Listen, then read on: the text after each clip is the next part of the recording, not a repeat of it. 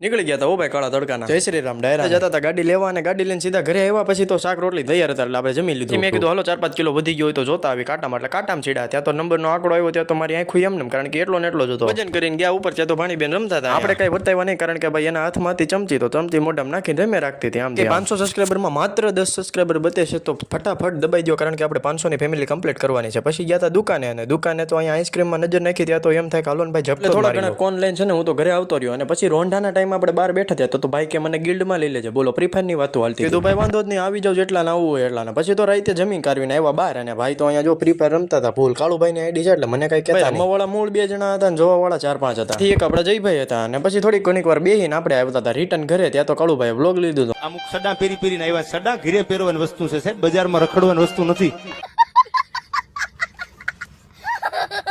10 જ સબસ્ક્રાઈબર બાકી છે તો ફટાફટ દબાઈ દેજો. હારો હાલો ટાઈમ આવી ગયો છે આપણે જવાનો તો કાલે મળવી. જય